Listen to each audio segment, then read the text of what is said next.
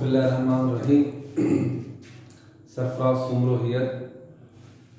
Today we will discuss about the enzyme.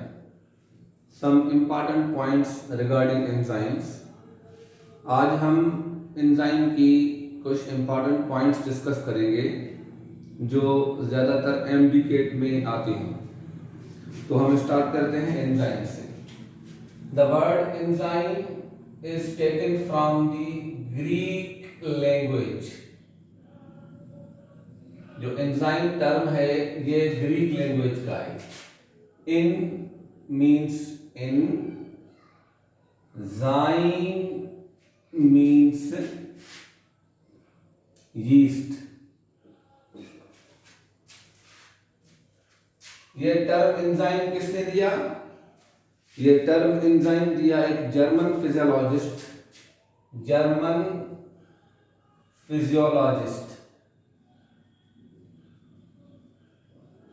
Wilhelm कोहने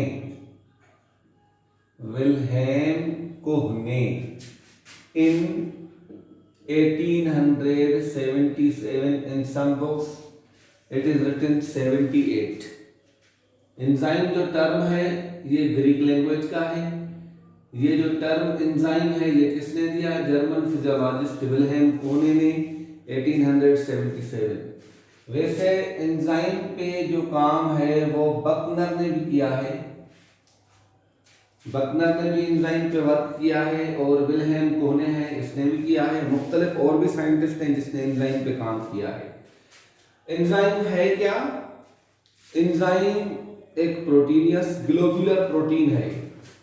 enzyme is globular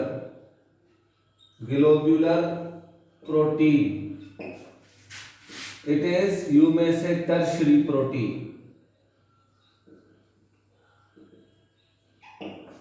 tertiary protein enzyme globular protein है. लेकिन कुछ ऐसे nucleic acids भी हैं, आरएनएस भी हैं जो एंजाइम का काम करते हैं. हम उन न्यूक्लिक एसिड्स को कहते हैं राइबो न्यूक्लिक एसिड्स, या हम उन कहते हैं राइबोजाइम्स.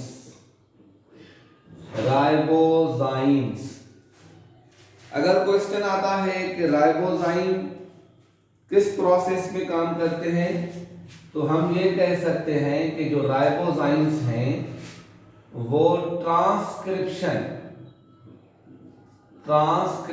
जब जेनेटिक इंफॉर्मेशन ट्रांसफर होती है डीएनए से आरएनए की तरफ, the information which is present inside the DNA is copied by RNA, तो हम उसे कहते हैं ट्रांसक्रिप्शन.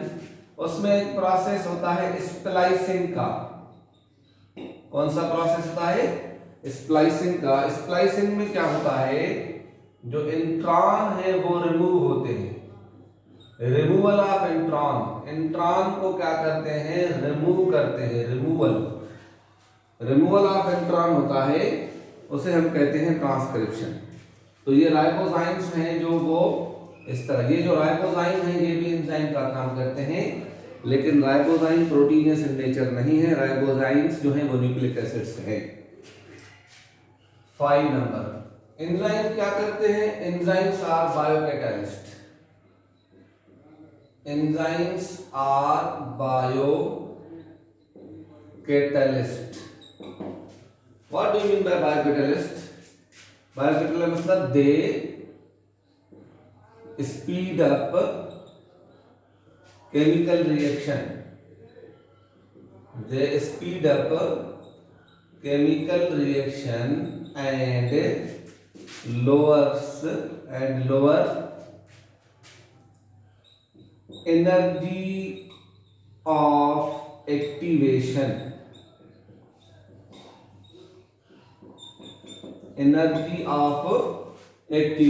ये क्या करते हैं?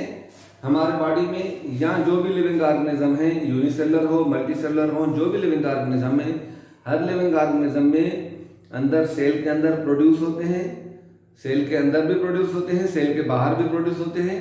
ये क्या करते हैं, हमारे बॉडी में जो डिफरेंट रिएक्शंस होते हैं, मेटाबॉलिक रिएक्शंस, उनको क्या करते हैं, उनको स्पीड अप करते हैं। और उनके साथ साथ जो एनर्जी ऑफ एक्टिवेशन है, एनर्जी ऑफ मोशन है, बैरियर एनर्जी है, उनको क्या करते हैं, लोअर करते हैं, डिक्रीज करते हैं। तो हम ये कह सकते हैं कि ये बायोकैटालिस्ट है। एंजाइम्स में भी, एंजाइम्स सेल के अंदर भी प्रोड्यूस होते हैं, तो हम ये कह सकते हैं कि एंजाइम्स में भी एंडो एंजाइम्स, वो एंजाइम्स जो सेल के अंदर प्रोड्यूस हो, उन्हें हम कहते हैं एंडो एंजाइम। तो उनकी एग्जांपल क्या है, जो ग्लाइकोलाइसिस का प्रोसेस होता है, ग्लाइकोलाइसिस या डिफरेंट जो फिजियोलॉजिकल प्रोसेसेस होते हैं सेल के अंदर, क्लोरोप्लास्ट में अंदर हो, माइटोकॉन्ड्रिया के अंदर हो, ये एंडो एंजाइम्स होते हैं। और उसके अलावा दे में भी एक्सो एंजाइम्स या एक्टो एंजाइम, वो एक एंजाइम्स वो हैं जो सेल में अंदर प्रोड्यूस होते हैं, उन्हें हम कहते हैं एंडो एंजाइम, और जो सेल के बाहर प्रोड्यूस होते हैं उन्हें हम कहते हैं एक्सो एंजाइम्स, जैसे अमाइलेज है या पेप्सिन है। अमाइलेज हमारे माउथ में प्रोड्यूस होता है, ग्लैंड्स हैं, सर्टेन टाइप ऑफ ग्लैंड्स जो अमाइलेज प्रोड्यूस करते हैं। हमारे स्टमक में पेप्सिन प्रोड्यूस होता है, वैसे है वो इनएक्टिव फॉर्म में, पेप्सिनोजन इनएक्टिव फॉर्म में होता है, फिर वो एक एक्टिव फॉर्म में कन्वर्ट होता है पेप्सिन में। तो ये बाहर है, सेल के बाहर, और कुछ सेल के अंदर होते हैं। एंजाइम्स जो होते हैं वो ये कुछ एंजाइम्स ऐसे होते हैं जो मुकम्मल तरह प्रोटीन के बने हुए होते हैं, तो उन्हें हम कहते हैं proteo enzymes. those enzymes which are composed of proteins, only proteins, those enzymes which are composed of proteins are called proteozymes। जो एंजाइम मुकम्मल तरह प्रोटीन के बने हुए होते हैं उन्हें हम कहते हैं प्रोटियोजाइम्स। और जो एंजाइम्स प्रोटीन के अलावा those enzymes which are conjugated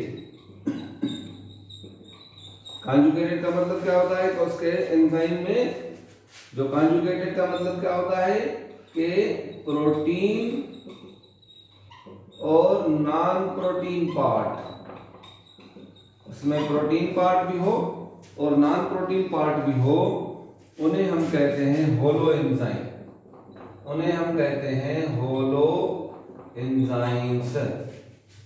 अच्छा, जो प्रोटीन पार्ट होता है,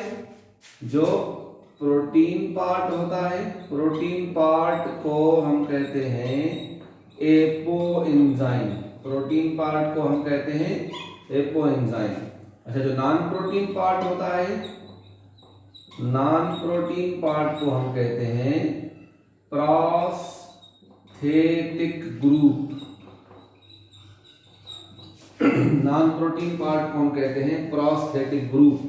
अभी ये क्या होता है, जो प्रोस्थेटिक ग्रुप है वो ऑर्गेनिक भी होता है, वो इनऑर्गेनिक भी होता है। यानी जो नॉन प्रोटीन पार्ट है वो जरूरी नहीं है कि वो ऑर्गेनिक ही हो, वो कभी ऑर्गेनिक होता है तो कभी इनऑर्गेनिक। ऑर्गेनिक हो मतलब वो हम इससे कहते हैं NAD, जैसे कोएंजाइम है, FAD है, NADPH है, NADP है, तो ये ऑर्गेनिक। इनऑर्गेनिक में क्या होता है, इसमें इनऑर्गेनिक में मेटल आयंस होते हैं, जैसे मैग्नीशियम हो गया, जैसे जिंक हो गया, मैग्नीज हो गया, तो ये इनऑर्गेनिक मेटल आयंस होते हैं। और हम इनको एक्टिवेटर भी कहते हैं, एक्टिवेटर। कुछ एंजाइम्स ऐसे होते हैं जो एक्टिवेटर के अलावा काम नहीं करते, जैसा कि कुछ एंजाइम्स ऐसे हैं एक्टिवेटर, जैसा कि एक एंजाइम है फॉस्फेटेज। अभी ये एंजाइम मैग्नीशियम के अलावा काम नहीं करेगा। मैग्नीशियम एक्टिवेटर है इसका, मैग्नीशियम इसका एक्टिवेटर है। और दूसरा है कार्बोनिक एनहाइड्रेस। अभी इसका एक्टिवेटर क्या है, जिंक है। अभी जिंक जो है इसका एक्टिवेटर है। तो एंजाइम है उनके एक्टिवेटर भी होते हैं, एंजाइम के इनहिबिटर भी होते हैं। कोई एंजाइम्स ऐसे होते हैं जो उनके वर्क को एक्टिवेट करते हैं और कुछ जो है उनके वर्क को क्या करते हैं, इनहिबिट भी करते हैं।